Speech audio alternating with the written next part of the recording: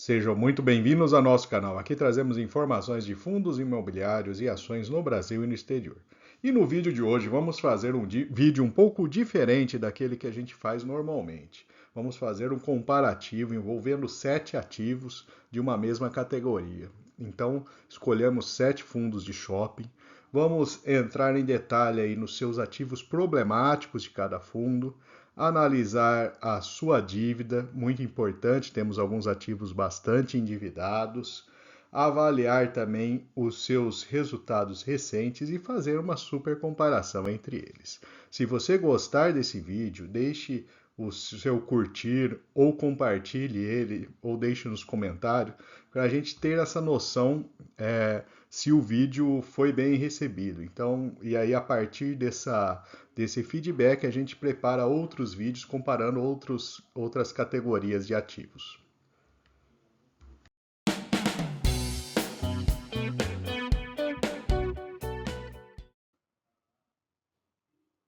Vamos trazer então uma visão geral do portfólio dos fundos, começando pelo VISC11. Então, essa distribuição é um fundo que tem ativos em vários estados do país, né? Bastante ativos.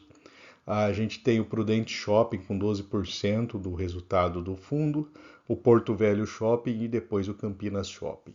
No XPML11, a gente tem o Catarina Fashion Outlet com 18%, seguido do Shopping da Bahia e o Shopping Cidade Jardim. O HGBS11, a gente tem o Shopping Penha com 13%, depois o West Plaza e Jardim Sul. O HSML11, né? Então ele tem aí alguns ativos, né? Distribuídos aí no estado de São Paulo, Minas, Bahia. E a composição, né? O Shopping Metrô Tucuruvi responde por 25% do resultado desse fundo. Temos o MOL 11 com o Madureira Shopping respondendo por 23%, seguido do Maceió Shopping e do Boulevard Shopping Feira. Temos o AJFI11, que é um fundo relativamente novo e concentra os seus ativos em shoppings no estado de Santa Catarina. Então temos aqui a composição do seu resultado, né? 37% a maior posição do Newmart Shopping, né? E por fim o LASC11, que ele tem apenas 2 ativos, né? Ele tem o Parque Shopping Belém e o Boulevard Shopping Campos. Então são esses os fundos selecionados para comparação. O filtro foram fundos de shopping com liquidez diária maior do que R$ 1 milhão. Então são esses ativos os selecionados e vamos entrar um pouco mais em detalhes ali, começando pelos seus ativos problemáticos. Então vamos falar dos piores ativos de cada um do fundo, né? Temos fundos aí com ativos bastante complicados, né?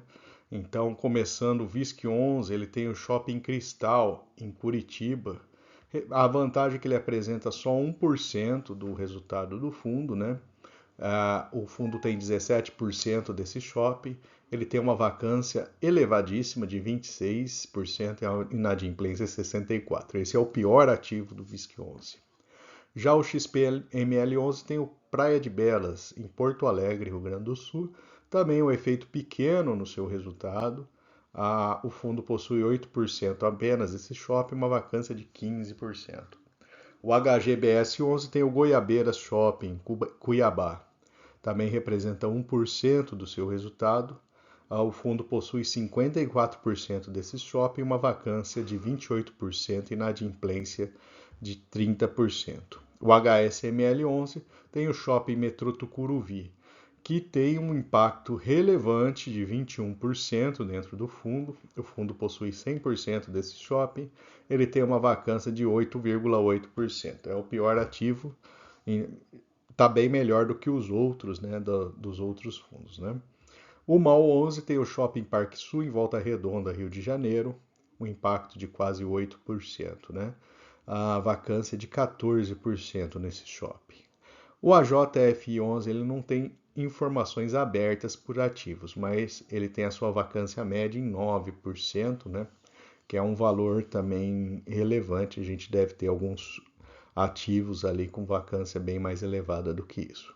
E o LASC 11 tem o Boulevard Shopping, em Campo do Goycatazes, Rio de Janeiro, responde por 25% do resultado e tem uma vacância de 3,3%.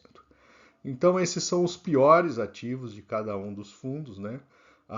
Especialmente os três primeiros são fundos que apresentam um impacto muito pequeno dessa situação dos ativos, então não deixam de preocupar, não são uma preocupação grande para o investidor, né? Vamos agora trazer alguns números gerais do portfólio, né? Então, elencamos aqui o fundo imobiliário, a sua receita mensal, a sua área bruta locável total, né, de cada fundo. E aí, com isso, a gente consegue R$ 1 por metro quadrado médio mensal em cada um desses ativos, né? A gente observa que o VISC 11 apresenta o menor resultado. Lógico que esse valor ele vai depender aí da composição dos ativos, né? A gente está falando de um portfólio bem misto ali, né? Com vários ativos e com diversas localizações, né? Então, a gente tem uma faixa ali que vai de 90 até quase R$ 200 por metro quadrado. O VISC é o fundo que possui o maior número de ativos, são 25 no total, né? A gente tem principalmente esses outros dois fundos de maior patrimônio com 17 e 19. O MAL 11 tem uma participação menor em outros ativos, né? Tem 14 ativos, né? Os três maiores ativos de cada fundo respondem por quanto da sua receita, né? Aqui a gente tem uma característica de diversificação. Nesse quesito, o VISC, junto com a HGBS 11, eles têm o melhor resultado, né? Então, os três ativos, né, respondem aí por aproximadamente 30%. Depois tem o XPML 11 com 40%, o HSML 11 e o MAL 11 com 50% e 55%, e o AJFI e o LASC são fundos aí de patrimônio líquido bem menor, naturalmente acabam tendo aí uma concentração muito maior, né? A outra conta que fizemos aqui é o metro quadrado por ativo. Então,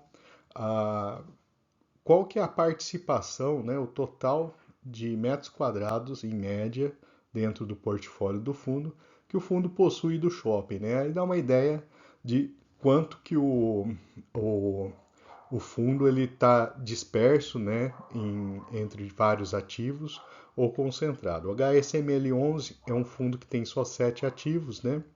E uma área relativamente alta, ele tem 25 mil metros, ou seja, as participações do portfólio do HSML são mais altas, né? Aqui temos uma média nesses três grandes aqui, né? 10, 9,712, né? Bem equilibrado, 9 no MAL 11. O AJFI tem uma participação muito pequena em cada shopping, representando menos de 4 mil metros. E o LASC 11, 11 mil. E aqui é uma visão geral de vacância e inadimplência, né? A vacância, especialmente do AJFI, é elevada, né? E a inadimplência do LASC é muito fora dos números apresentados, né? A gente ainda tem o HSML e o VISC 11 também com valores relativamente elevados de inadimplência. Vamos falar agora então dos indicadores operacionais do shopping, né? Pegamos aqui o SSS, que é a variação anual, né, de vendas de mesmas lojas, né? Tivemos aí uma média, podemos dizer, aí na casa dos 4 a 6%, né? A gente teve o LASC 11 que cresceu bastante, né? Também são só dois ativos. Temos aqui a variação de fluxo de veículos e aqui fizemos uma ideia de uma variação real por cliente. Qual que é o conceito aqui, né? Se você teve uma inflação do ano de 5%, né? 5,1%. Se você tivesse o mesmo fluxo de veículos, significa que se as pessoas estivessem comprando a mesma quantidade de coisas, elas estariam gastando 5,1% a mais. Se você teve um aumento do fluxo de veículos, é esperado, né, que mais pessoas circulando, cada cliente tivesse aí comprando um valor a mais aí com a variação do fluxo de veículo. E a gente tem o SSS, que é a variação anual. Então, a gente fez esse cálculo todo aqui, né? Na prática, cada cliente comprou menos 4,6% nos ativos do VISC11, no XPML menos 9,6%, no HGBS houve aumento, 4,1%, no MAL houve aumento também, a JFI caiu 5% e o LASC11 ficou praticamente empatado. Houve a variação aqui de 7% nos veículos, teve a inflação de 5%, então foi quase 12% aí, né, praticamente, o aumento de vendas nas mesmas lojas. Isso daqui dá para ter uma ideia aí do quanto que os clientes estão dispostos aí a gastar no shopping. E aqui foi a variação anual do aluguel das mesmas lojas, né? E aí descontada a inflação. A gente observa ali que esse valor até caiu aí ao longo do último ano, né? Ponto de atenção ali para o cotista. Vamos agora partir para a dívida, então, dos diversos fundos, né?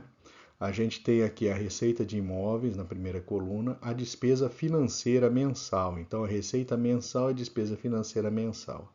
E aqui a gente já tira a relação, a gente observa que o HSML11 tem uma despesa financeira muito alta, o MAL11 também, 20%. O XPML já começa a preocupar um pouco, 16%, o VISC 13% e o HGBS está um pouco mais tranquilo desses fundos de maior porte ali, 7,5%. Aqui é o patrimônio líquido, né? A gente observa que o AJFI e o LASC11 são fundos de patrimônio bem pequeno, né? Bem menor. E aqui são os valores das dívidas, né? A gente percebe que pelo porte o HGBS de fato tem uma relação de dívida bem mais baixa, né? E aqui são as correções, grande parte aqui indexada ao IPCA, né? IPCA mais 6,5, 7, 8, a taxa do HGBS é um pouco mais alta, né? 7,2 o HSML e alguns aí tem uma correção pelo CDI também, especialmente nesse momento aí de juros mais alto, né? Tende a ser um pouco mais penalizado. E por fim, vamos trazer algumas comparações gerais dos fundos imobiliários, né? Temos aqui o dividend yield, a gente tem alguns fundos aí acima até de 9%.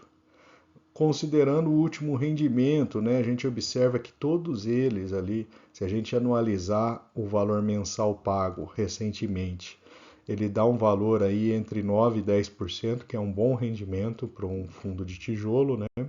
Relação preço-valor patrimonial, liquidez, temos dois fundos aqui, especialmente com liquidez bastante elevada. Número de cotistas também bastante alto nesses dois, né?